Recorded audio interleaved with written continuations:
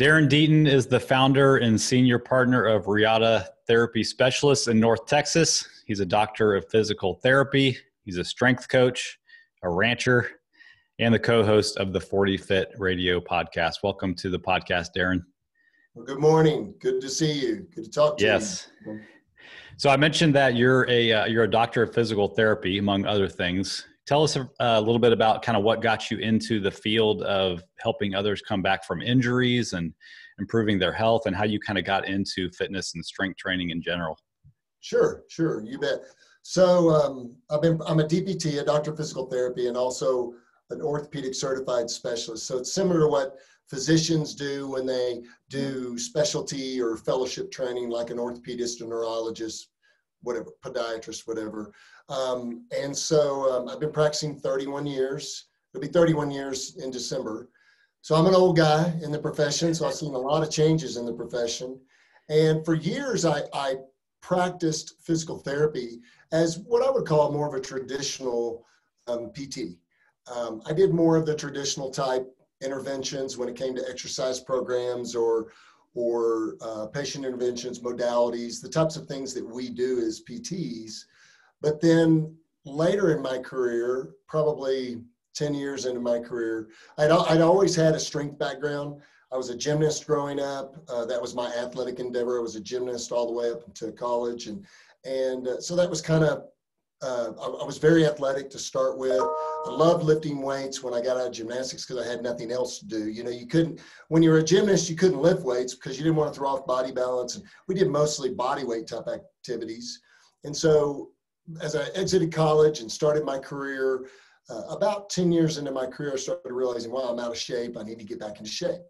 So I started looking at exercise models and exercise methods. And I'm a big believer in science, reason, and logic. So I really like to focus in on what really works and get rid of all the junk science and all the bro science and all that stuff. And especially guys in my age, where I'm older than you, Jonathan, I'm sure. I'm sure I'm older than you. I'm 43. Yeah, I'm about 11 years older than you. So, but guys in my age, you know, I mean, or even back then when I started, which was like in my mid 30s, I was like, I don't want to spend my time wasting my time on something that's not effective.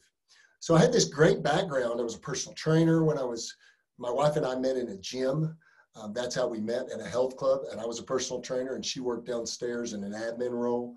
And so I knew quite a bit about exercise and the science of exercise, but I started going out there and looking at different programs. And one of the things that it led me to was high intensity interval training. And so for several years, I did high intensity interval training, not CrossFit back then because it was too early for CrossFit, but it was CrossFit-ish.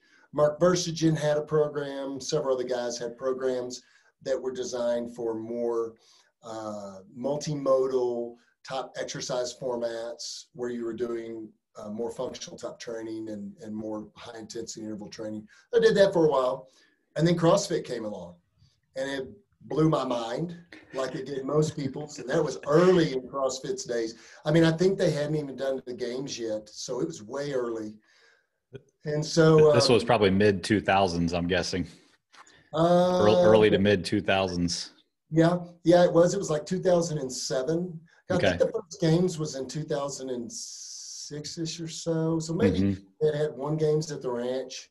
I'm not sure. Dave Castro's parents' place, but it just intrigued me. And so I went out and I started doing some workouts. The funny thing, the way I found out about it, CrossFit, was I was reading a article in Men's Health at a barber shop. Of all places, okay? This was a while ago. Yeah, hey, it's not a big priority now. I do this for free now, you know. And there was an article about a gentleman out in LA who had CrossFit LA, Andy, and it just blew my mind. These guys were like in their 40s and they were fit and they were lean and they were muscular, strong, and some of them had kind of a, not gymnastics, but a body weight style athletic endeavor background. And so I went out and I started doing some .com workouts, you know, some HQ workouts, and they crushed me like they did everybody else. And that's when the programming was purer back then. The programming was a lot purer and a lot more simplistic. And as you know, CrossFit combines the three endeavors, you know, weightlifting, lifting weights, body weight work, and endurance training, or single modal endurance type movements. And the body weight stuff is obviously more gymnastics oriented. So I really enjoyed it. I excelled at it. I felt great with it. And so in about 2000 and I want to say 9, the end of 2008 or 9, I opened a gym. And for 10 years, we ran 3 gyms. Not for the whole 10 years, but we had 3 gyms when we exited the business. And I sold all 3 of my gyms. And so during that time, the evolution of my experience as a trainer and as an athlete and as a DPT, as a PT too, it kind of led me down several different paths. And all of it was driven by experience, you know, by what did this make me feel like? And I don't mean emotionally feel like, I mean physically feel like. How did I feel when I went on a paleo diet? How did I feel when I went on a more of a intermittent fasting style diet? How did I feel when I did this type of training or that type of training? What made me sore? You know, a lot of people, they were like, oh man, this made me so sore, it must be awesome. No, it's just the mode of exercise. The soreness doesn't correlate to improvement in physical capacity. So, you'd never done it before. That's why you were so sore. And you've never done that much of it either. well, that, and you throw eccentrics in the mix and you get sore every time, you know? Right. So I did that for years. And my goal was to go to the games. I wanted to go to the games as a master's athlete. I broke into the top 200, but never got below, like, I don't know, 167 or something, you know? And so I started training other people. Obviously, we had the gyms. I did almost every single cert that CrossFit had. I was the first level 3, I think, in the North Texas area. I had my CrossFit level 1, 2, and 3, endurance cert, Ollie cert, gymnastics cert. I mean, I had a bunch of different certs. They only did the exercise science cert once. They did 1 seminar and 1 certification. I had that too. You're an elite elite group that has that then. Either that or I just like to go to a lot of courses, you know, but I am a perpetual, I guess you would say, addicted learner. I love to learn. And so over the years, I was introduced to more of a pure strength training model, and that was starting strength. And so what happened was in 2010 or 11, I believe, I was introduced to Mark Ripeto's starting strength model. I was introduced to it through CrossFit. So that's how I got in. That's when he was doing CrossFit's Barbell cert. That's right. So he was doing all the Barbell certification. And so I went to his course in 2012, went to the 3-day course. I'd already read the book. I read Practical Programming. I took the course, sat for the platform test, passed my platform, and became a starting strength coach in 2012. After that, for a couple of years, I did nothing with it. I just used it in my gym.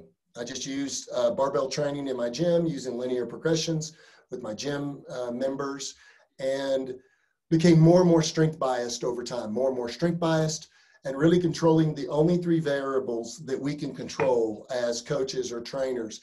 And that is intensity, okay, which involves, you know, everything. It could be the speed of the workout, the amount of reps could be volume too, but they could be intensity too. Yep. Could be the time domain, but in strength training, it's load. You know, how much load are you going to do?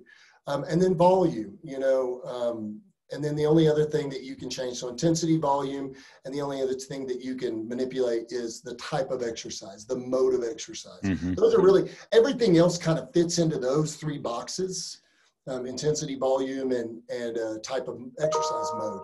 And so I did that for a while, and then I got more involved with the starting strength community. I had to pay my penance to, you know, start for not being involved, and I did that. And I went on seminar staff with them several years back. And then I started online coaching, and we started an online coaching business. And I did that also through Starting Strength Online Coaching when that was around, and it became Barbell Logic. And I do some online coaching now, but not near as much as I used to. What I do right now is I strength train clients. We have a small starting strength affiliate gym in Keller, Texas. And that is both in person and remote because of the way my lifestyle is now. And then I practice physical therapy 3 days a week, Monday, Wednesday, Friday. In one of our practices, we have 7 locations with Riata therapy specialists in the Fort Worth metro area. And that's kind of where we are today. And I've got 40 Fit, which is a big part of my life. But 40 Fit basically it's 40fit.com or 40 Fit Radio. It's a podcast too. It is basically the expression of what I learned as a 40-something guy, because I started in CrossFit at 40.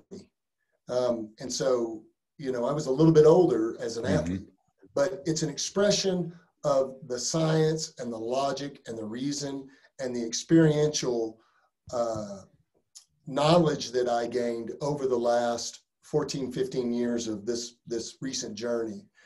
And it was also born out of my desire to want to create information for individuals in our age group so that we could get rid of the junk science. I mean, it's like your 401k or your annuity or your stock or cryptocurrency, whatever you're into.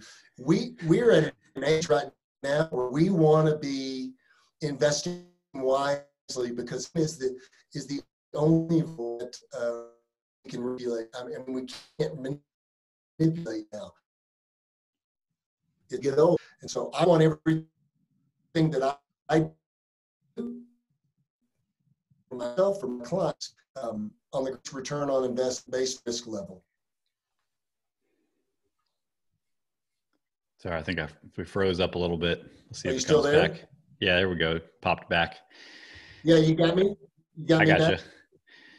Yeah, that all makes perfect sense. Good. And so that's I definitely would recommend anybody listening to this to go subscribe to the 40 Fit Radio podcast and scroll back.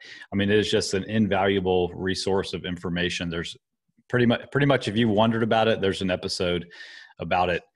And, Blakely and I are both over 40, and I think leading up to 40, we definitely heard a lot of people saying things like, man, once you hit 40, it's over. Your metabolism's going to tank. Everything's going to hurt. You're not going to feel like doing anything. You're going to gain weight. You're going to get weak.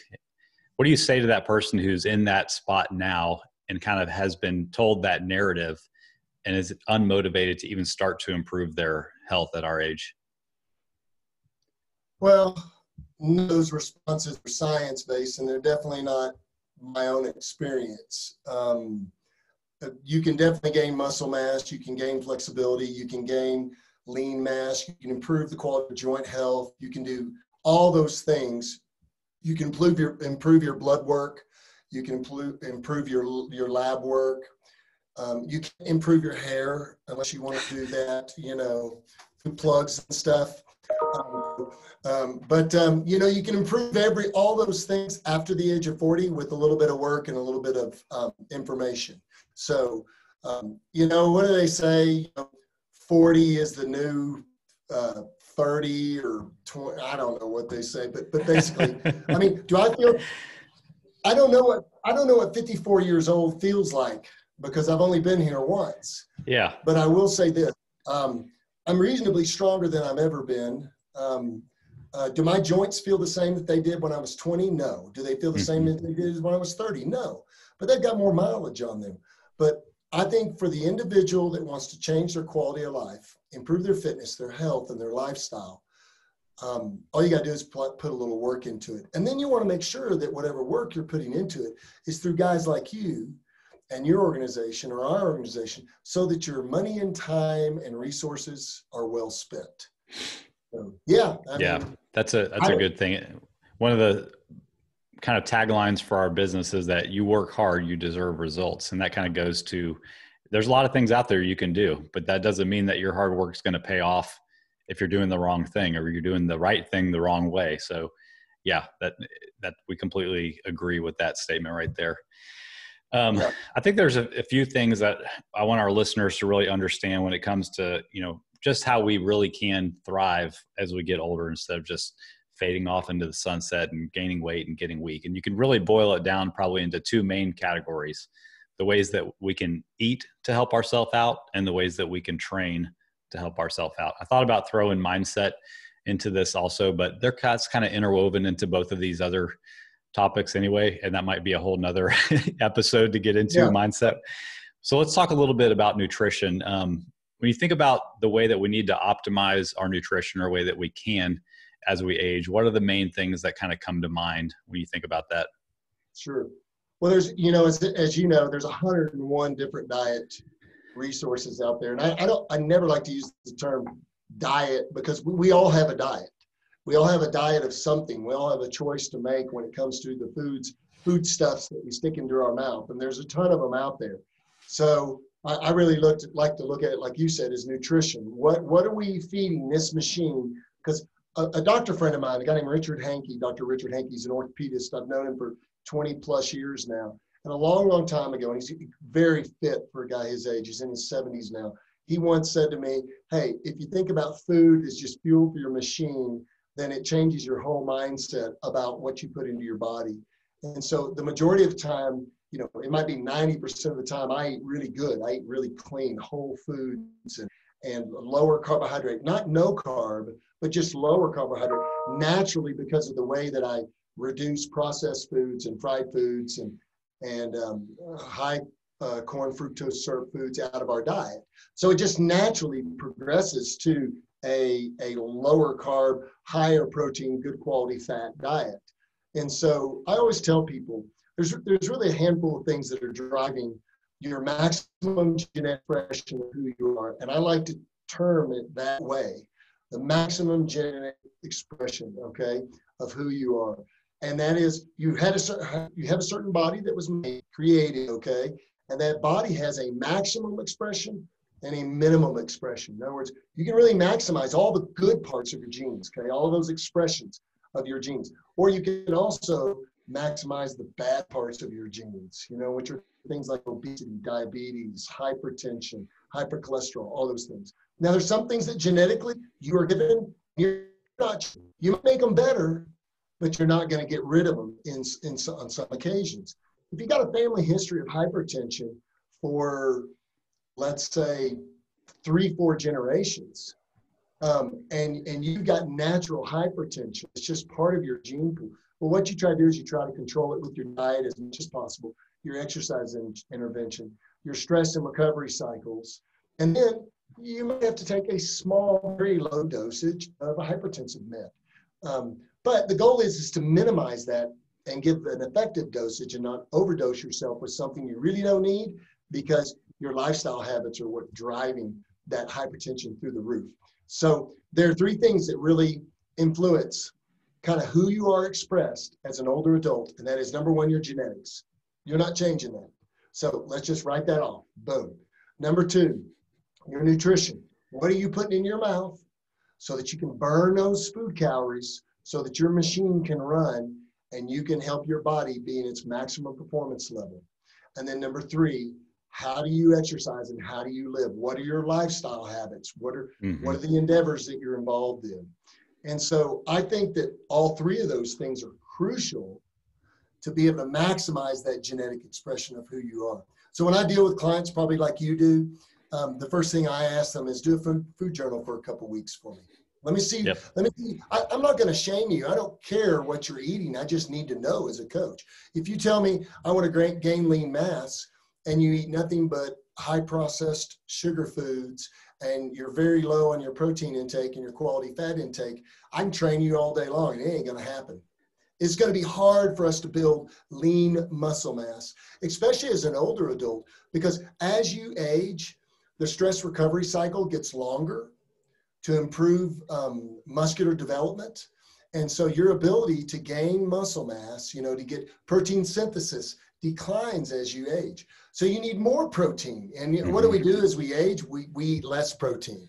And so you need more protein to be able to get your body to synthesize from the training that you're doing. So it's all about that stress recovery and adaptation cycle like you're talking about. Yeah. I mean, what you said about the food journal is exactly what we do with people when they start just from a baseline. And it's really the awareness phase. And we probably have a similar experience that we find that most people are eating somewhere between a half and 2/3 of how much protein is probably optimal for them. They're eating too many refined carbohydrates, probably not aware of how many different sources of fat they're eating that are contributing to them eating too many calories in general.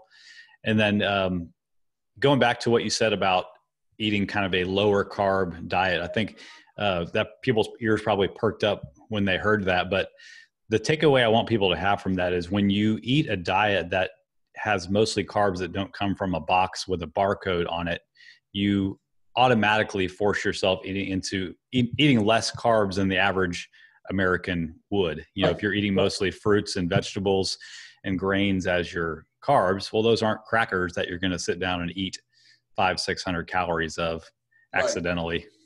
Right. You know, I mean, I tell people all the time, they're like, well, what's your carb intake? I said, well, I don't measure it anymore because I can feel it. You know, it's probably like you guys. I kind of know when I'm overeating, undereating. You can feel that ebb and flow and what your body looks like through fat gain, fat loss, through the change in how you feel and your joints and everything else. And so, but I may eat 250 carbs a day, 300 carbs a day if I'm training hard. So it's not exactly low carb on the low carb rate, but they're good quality carbs. And they are also being burned by the fact that I'm gaining more lean mass, or that I'm training hard, I'm getting ready for something. And so when I get clients in today, I have a little different approach. If I get someone in and they're obese, you know, there's three types of people that walk in. We don't like to use the term obese anymore because it's politically incorrect, but it's the appropriate scientific term. Or sometimes in medicine, so we don't offend a patient, we might use the term overly nourished. But I'd never heard that one before. Oh yeah, it's so common in our world. So the client was overly nourished. And this sounds like that night that I went to a gala and I was overserved alcohol. Yeah, exactly.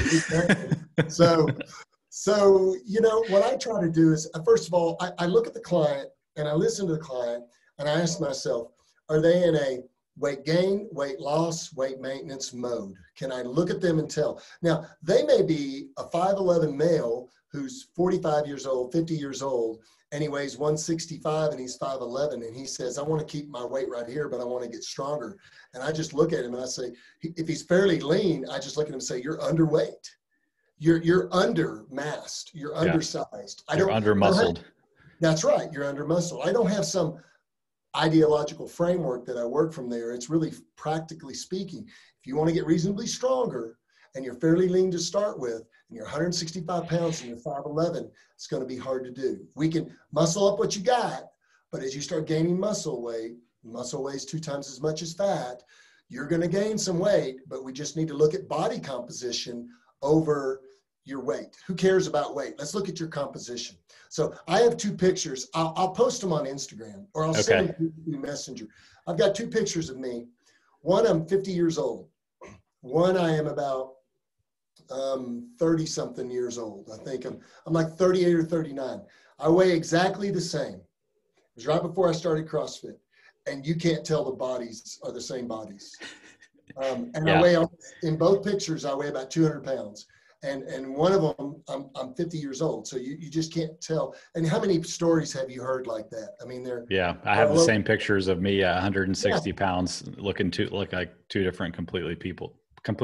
But let's talk for a second then about about body composition in general and how we change our body composition over time. So body composition is kind of the relative ratio of how much fat versus muscle you have.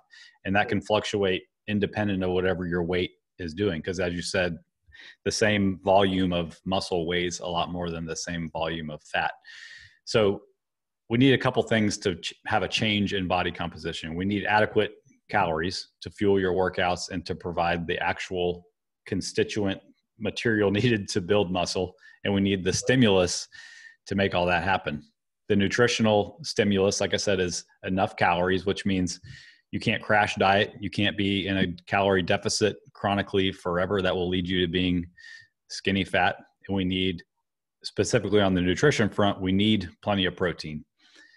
And like you said earlier, as we get older, our body gets less and less efficient at using the protein we eat to stimulate muscle protein synthesis. So Where do you kind of tell people they need to be on their protein intake, specifically talking about the over 40 crowd? Yeah, so I mean, I have a general guideline, but I really look at them individually. But my general guideline is females are probably going to be somewhere between 130 to 150 grams. And males are probably going to be somewhere between 150 to 200 grams based on their size. I mean, if you get a guy that's 6'8" and weighs 340 pounds, I mean, you can only go so high on the content. Right. It's like all your calories go to protein, sir. You're not necessarily trying to make him Brian Shaw or the sport, you know. So, right. But, as we sport our Rogue equipment. Yeah, I'm going to the Rogue Invitational tomorrow. Oh yeah. So my business partner and his wife are down there right now. So very cool. But yeah, so I mean, my approach has changed a little bit to that too. I mean, protein intake's important. Obviously, that's the foodstuffs that you're talking about, getting the proper nutrition. And here's my approach with almost every single client that comes in today, whether they be 77 or whether they be 37, okay? And that is this. If you are under strength and under muscled, and I don't mean muscled up, I don't mean, you know, jacked, muscle, bodybuilder looking, physique looking, for males or females. But if you are relatively not strong, the first thing we do is, I don't worry about your diet. I don't worry about anything. I get you under the bar. Mm-hmm. I get you doing the big compound lifts. I get you squatting, deadlifting, pressing, bench pressing. If you got reasonably healthy shoulders, doing chins and weighted push-ups, and then maybe and very little cardiovascular work to start with, because the number one thing that I can do to help you, both externally and internally, in your internal, you know, we talk about endogenous and exogenous stimulation or manipulation. Mm-hmm. Endogenous manipulation would be, if I can increase your muscle mass and create a bigger metabolic machine inside of you, and I don't mean bigger in size, like we're going to make you massive, but I mean bigger in regards to lean mass inside your frame, muscle mass on board. That muscle mass can now act as one large organ. And that one large organ is just like your kidneys, your liver, your heart, your lungs, your brain, anything else, your skeletal system.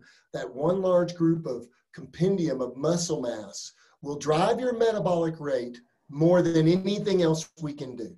The more muscle you have on board, the faster your metabolism is going to be, because muscle requires calories, and lots of calories. And when we're building down, when we are breaking down and building up muscle, breaking down, building up muscle, it's a very active factory that requires all of these substrates, all of these natural resources of calories and foodstuffs to grow that machine that we're trying to grow. So that's the first thing I do. Now, we talked about those three types of clients: weight gain, weight loss, weight maintenance. At that point, I then look to what's our real goal long term. But I'll put them in a linear progression, an LP, starting strength LP, for 2 or 3 months minimum before we even breach deep down into nutrition. Now, I'm going to tell them early on, you need to get your protein, and we talk about that. But everything else, I kind of leave at the wayside, and then slowly but surely, as we work into their goals and work into the process, when I know that, wow, this guy's maxed out his LP, or this lady has maxed out her LP, she's reasonably strong now, we've been doing this for 3 to 6 months, and now she wants to drop some pounds. She wants to drop some body fat off of her frame. Okay, let's start talking about where your diet is, what we need to try to pull out of your diet. And I don't just make them go cold turkey. You know, humans love to swing to the, you know, they're polar opposites, right? All or nothing. None. Right. We did a podcast on that all or none mentality. Yeah. And that's always gotten me in troubles. You know, that's an emotional thought line. That's an emotional response to the stimulus or the stressor in your life. Stop making emotional responses and use your thinking brain. Use your thinking brain. And, you know, emotional decision making for most parts of my life has gotten me in trouble.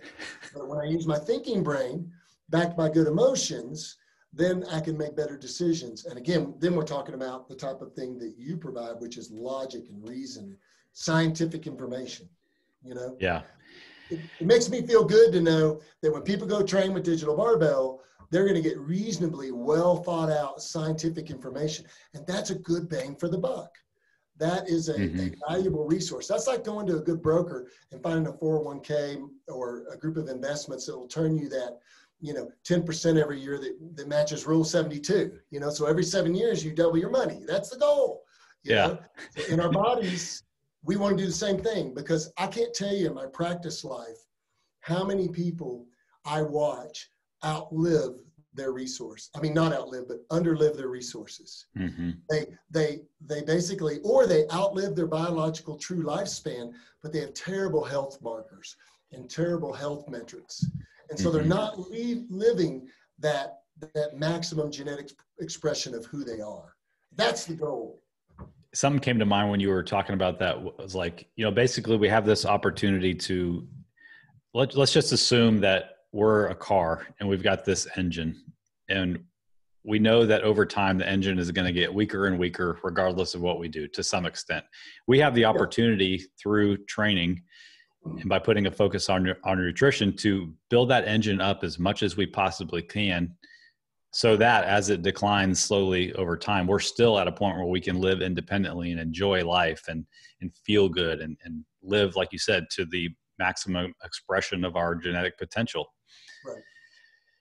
Because we're going to slow down a little bit, regardless. Well, I mean, everybody knows that. I mean, that's a wonderful analogy. I'd never really thought about the motor or the engine as an analogy, but everybody knows that likes cars at all. And I like cars. So you saw my newest little toy. So, but motors, as they're used, they lose compression. They lose the ability to be as powerful because they lose compression. Leak a little oil, have a little leak around the lifters or around the seals, and so rings, and so they lose the ability to produce as much power as before. So your goal is to take that vehicle and maximize the way you treat it, the way you fuel it, the way you take care of it. You might even have to repair some things at times, right? And humans are the same way. And I tell my patients all the time, hey, the number one goal is not to heal you with steel, which basically means stick a needle in you or stick a metal part in you to work on something. We don't want to heal you with steel. We want conservative management first. But I will tell you, if you're a 65, 70-year-old client and you have no articular cartilage in your right knee, the cartilage is gone, it's bone on bone, that ain't coming back. And I'm sorry, regenerative medicine is amazing, but once the natural bed of cartilage is gone and there's no cartilage left, there's very little that can be done with that. So we got to send you to the doctor, the surgeon. And sometimes we get total knee replacements, and sometimes we get, and all these other things. And that's unfortunate. But again, if that one thing that you've worked really hard to work through and you're just not able to do it, and you've done everything you can do, weight loss, increasing lean mass as much as possible, good nutrition, physical therapy intervention, or training with the coach, all these different things you've done, avoidance of painful activities as much as you could, and you still are not functioning well. Now that one part is limiting the whole machine from being able to do its job. We got to address that. And so that's the way I view everything when it comes to human existence, is what works. My old doctor friend again used to say, I don't treat people poorly because that doesn't work. Nations shouldn't war against nations sometimes because that doesn't work, Very altruistic in how he thinks. And so I think that I do what works because, again, we have a limited amount of time here. Let's enjoy that time. Let's maximize our potential. That's why I like to do things like this, So. Yeah. So let's talk about real quick on the training side, what works. We talked about the importance of, building strength and lean mass. And we talked about the barbell lifts. And I know that we actually have a really similar background that combines, strength training, specifically starting strength with our experience with CrossFit. And you touched on the big lifts. For somebody who's just beginning, walk us through that first 6 months of how they're going to train with the barbell. Sure. So the number one thing that I don't do with any client, well, first of all, when a client comes in, I do a quick medical history with them, and I'll find out what's been going on with your body. And then I want to know a little bit about their lifestyle history, any athletic endeavors, were you an athlete growing up, so forth and so on. So I get a little bit of background on them because that might guide me a little bit in regards to how I start their training. But one of the things that I learned through starting strength, it took me a long time to learn, because PTs, we have this academic background where sometimes we like to complicate to validate. We like to complicate things to make them seem more hard to handle or to manage. And then that also raises our understanding of our own abilities and kind of elevates who we are as a professional. And so for several years, I would say early in doing starting strength, I had to take my physical therapy white coat off and put my rogue shirt on or whatever other workout shirt, starting strength shirt, whatever it was on, and think more like a coach. And it wasn't less elevated thinking. It wasn't dumbed down. It was just more, this works, try this and see what happens. Why should we make it complicated if it doesn't have to be? So what I learned over that experience was every single client that comes in, I do what's called a barbell startup with them, which is a 2 to 3 hour session of showing them all the lifts. In that experience of working with them for the 2 to 3 hours, I find out what they are and are not going to be able to do. So the experience itself of doing the lifts, going through the movement model, going through the squat, going through the deadlift, going through the press, going through the bench press. And a lot of older people, and I would say anyone over 40 really, they think, well, I can't do those things anymore. I'm old, I can't lift. And I don't know about you, but I'm stronger than I've ever been. I mean, I'm not as strong as I was a year and a half, 2 years ago when I was training to do strength lifting nationals, but I'm still strong. Yeah. And so a lot of people, they want to modify the program before they even start the program. Well, here are my problems, and here are the things that you're going to have to work with. And I've got this, and I've got this, and I've got this, and I've got this. And I'm like, all right, I get it. I know your medical history. These are the things that we're going to need to work with. Let me see what you can do. Let's not prejudge. Let's not develop confirmation bias that we can't do it before we try it.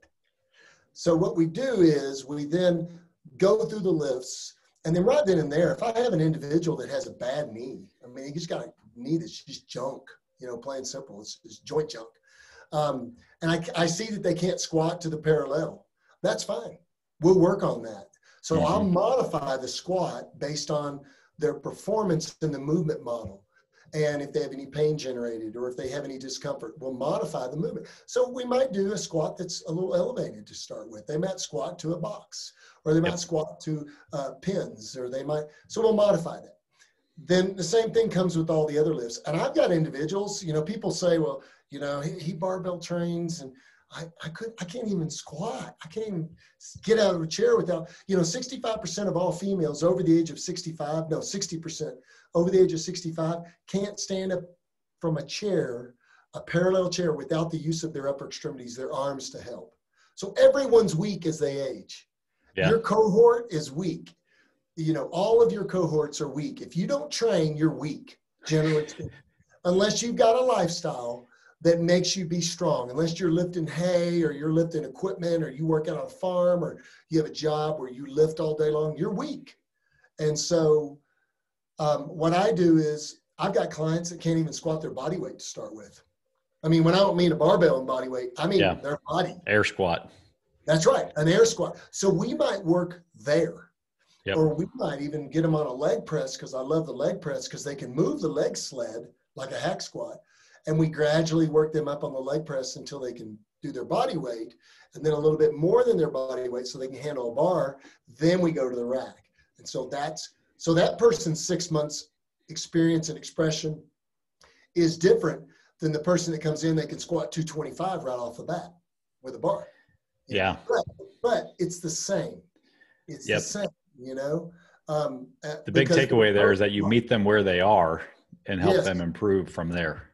Right. And I would say that the biggest limitation of people let me just say this, the biggest limitation of people everywhere is the muscle between their two ears. It's this right here. It's what we got going on right here. We prejudge what we think we can or can't.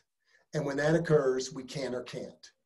And I don't mean that, that's not a self-help seminar or anything else. That's my own personal experience. That's experience of thousands of, I call everyone an athlete, but that's experience of thousands of lifters and athletes that I've trained over 30 plus years. Our biggest challenges are mental mindset. Most people are mentally weak. Mm-hmm. And barbell training or strength training or devoting yourself to quality nutrition, all of that is what we would call voluntary hardship. And voluntary hardship is good for humans. It makes them stronger mentally. And when you're stronger mentally, you express yourself stronger physically. And so I think that one of the biggest challenges in that process of gaining strength under the bar is we're not only building their bodies, but we're building their minds. I mean, haven't you had the client that came in and could barely squat the bar and they thought it was heavy? But one of the challenges was that they probably could do more, but they just mentally had a block and they thought they were weak. Oh, yeah. And then what happens is 6 months later, they're squatting. It's a woman, and she's squatting 135 for 3 sets of 5 with a bar. And the bar is like, it's not even a warm up anymore to her. Yeah. You know? So, I mean, yeah, just you can't coach people physically or on their nutrition without somehow getting into self-limiting beliefs that are holding us back. And that's the muscle between the ears that you're talking about. And one thing I think people miss in this whole mental game is the effect that other people can have on your mental game. You can get what's called noceboed by somebody else, and that turns into your own self-limiting belief. You go to a barbecue with your family and your uncles, oh man, I got hurt doing squats. You're going to get hurt doing squats too. And you now in your mind, you've set a self-limiting belief on yourself based on their experience, regardless of whether they had a coach, whether they were whatever. It's just, I think people need to sometimes hear those things and let them just pass through their brain without internalizing them. Well, again, emotional brain, thinking with your thinking brain. A thinking person would analyze that and say, you know what, Uncle Johnny, I don't know all the variables that were involved in Uncle Johnny's experience when he squatted. Number one, I don't know if he squatted correctly. Number two, I don't know if he did the right kind of squats. Number three, I don't know if he was coached correctly, if he used the right loads. There's so many variables involved. And I'm just the type of person, and I try to train people this way too. I mean, so much of what you and I do is working with human behavior, cognitive behavioral therapy. It's working with human behavior and getting people over their own selves, and I'm the same way. I mean, we at all differing levels, as you begin to succeed, you have your own limiting beliefs at a different level, and in some areas you're really low on the thought process, and in some areas you're very high on the thought process in regards to your ability to analytically think through things and use didactic knowledge and be able to work through things as you progress. And my experience has always been, I don't go to the non-expert for expert information. And so that's probably not going to be Uncle Johnny and or Aunt Susie. And so it's probably going to be someone who has developed the level of success that I want. And that's why I also try to network with individuals like that, guys like you and your wife and other people in the industry that are I know doing the right things and using the right general model. We all might have a little different approach, but we're all really using the same success habits and same variables. We're just tweaking them a little bit for our own personality style or what we've seen work for our group of clients. Yeah. Well, I want to keep this as brief as we can I'm going to save some other things for the next time we talk. We're going to talk next time probably about injury and working through injuries, more about recovery, and then something you just mentioned about habit building and routine, which are interlaced into everything that we just talked about. But I'll save that for another time we get together. Why don't you tell everybody, go ahead. Let me just say one thing, because I think this will be a really nice nugget to throw in there about injury or recovery when it comes to being hurt or injured, okay? Like I was taught early on in my athletic career as a gymnast, you can train and you can compete injured, but you shouldn't hurt, if that makes sense. There are some injuries that become significant hurts, And you really shouldn't be training, and you shouldn't be competing with those things. You need to see a medical professional that has a brain, hopefully, and which is hard to find sometimes. Or sorry, but it's just true, man. You know, the academic world is so westernized, and it's so, I mean, I learned so much from PT school, and I learned so little. I mean, and so, but you know, the key there is, and the one thing that I try to do with my clients is help them understand is 99.9% of the time we can work through this. We can literally train through this. I've had individuals pull their back, pull their hamstring, pull a hip muscle, you know, sprain a hip flexor or something during the work sets. And they come out of the rep, they rack the bar, they do whatever they're doing. It could be something that was high intensity interval training too, kettlebell swings or wall balls or whatever we're doing, the sled, you know, rowing. And they put the weight down, or they stop the activity and say, oh, I hurt myself, I need to stop. And I'm like, okay, well, let's talk, let's think.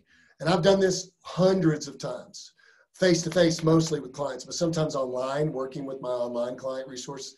And we would just, you know, we're going to analyze that. Okay, how you feeling? What's going on? Can you function? Okay, all right. How much pain are you having on that 0 to 10 scale? And I mean, 10 is, I got to go to the hospital. I'm dying. You know, this is the worst pain I've ever experienced. Someone's poked a needle through the center of my eye, and, you know, this is bad pain. Okay, let's right-size that thought process. Let's figure out where you are. Okay, now let's take some weight off the bar. Okay, let's take a bunch of weight off the bar. I want you to do a squat for me. How do you feel? Well, I don't feel it there. Okay, great. Let's add a little weight back to the bar. How do you feel now? I don't feel it there either. Okay, let's put a little bit more weight. How do you feel here? Oh, I'm starting to feel a little bit, just a little bit. Right there. Right there is where I want you to be. Now, it matters what soft tissue, it matters what tissue is injured and how I respond, because muscle, ligament, tendon, cartilage, their bone, they're all different. Okay, so I gotta analyze what tissue's involved. But then I might say, all right, instead of doing your 3 sets of 5 today, we're going to do 3 sets of 10 at that load right there. You sprained your hamstring, strained your hamstring. But we're going to flush it with blood. We're going to let it know that we're in the recovery mode. And then afterwards, you're going to ice. Some people don't like ice, but I still use ice sometimes prophylactically too, at least for 24 hours. And then after that, I do intermittent compression or heat and all sorts of other things. Movement is the number one thing, but they're training. They are continuing to train. The injured mindset limits them 9 times out of 10. And so our clients are just chuckling listening to you explain that, because we take them through the exact same procedure, you know, the old motion is lotion thing. And you said, you know, you have to bring blood flow into the tissue if you want to bring healing.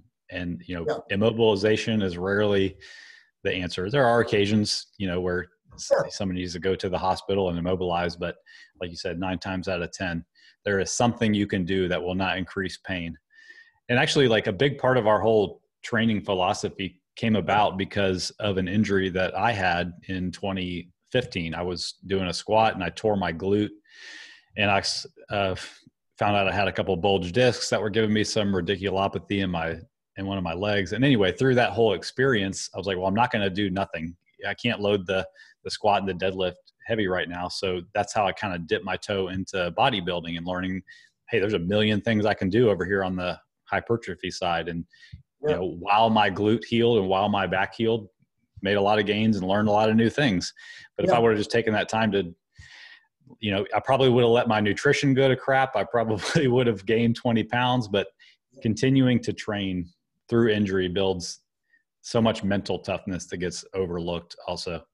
Yeah, I think it's a successful life habit. I mean, when you think about it, our organization, 40 Fit's all about fitness, health, and lifestyle. So that's a lifestyle habit that you learn in your fitness and your health, but really it carries over to everything.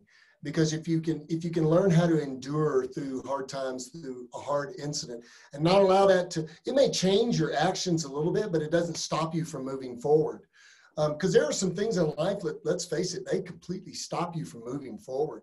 And you're going to have some of those things in your life as you age, but the goal is when as often as possible, not allowing those things to have that to happen. And Mm-hmm. yeah, you may know a little bit of my background real quick, but you know, I had 4 back surgeries in the same calendar year about 6 or 7 years ago, 4 major back surgeries. And it hurt my identity as a doctor of PT, as a strength coach, as a CrossFit athlete at the time, as a starting strength coach. You know, my whole life was health and fitness, you know. And so there were those questions, those looming questions. Will I ever get back to lifting? Will I ever get back to a physical level that is a part of who I am expression wise? Anybody that knows me knows that I love to live. I love to train. It's who I am. And so I had to also learn how to right size my identity too, and recognize that that's only a part of who I am. You know, this right here can also be given to other people and maximize their opportunity to live that fitness and health and lifestyle that they want to live. So we've done podcasts, I mean, multiple podcasts on injuries, and there's 101 ways to approach it. And I think you made the perfect point, Jonathan. The key is keep moving forward. Don't let that injury, the number one nugget to take home is don't let injury stop you in your tracks and have an injured mindset, that you have an injured body. Don't become the identified patient, the patient or the person who becomes a patient now. You're no longer Jonathan, you're a patient, and now I am my injury. No, you're not. You got to move past that. So you've got a podcast episode called You Are Not Your MRI, I believe. Yeah, it's a good episode.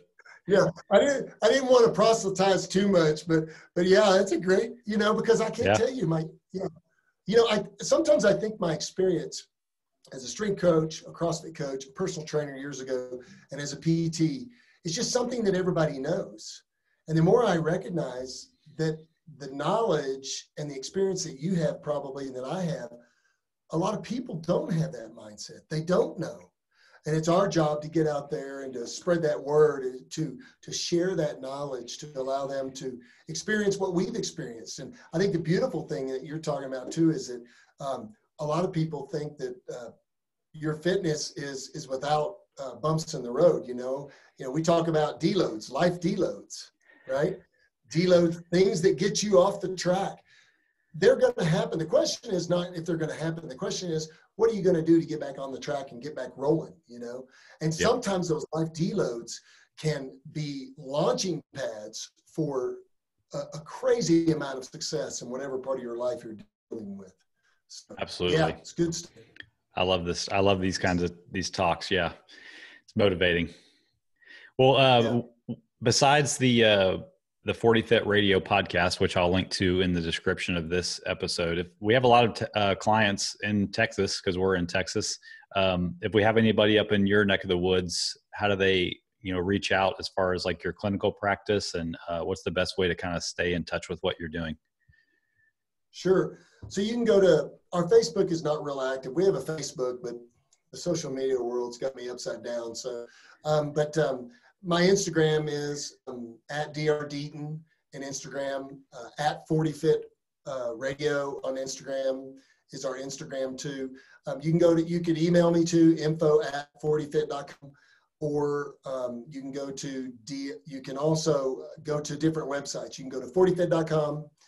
You can go to fortworthstrength.com or ftws.com. That's my gym. That's my starting strength affiliate in the Keller, North Fort Worth area.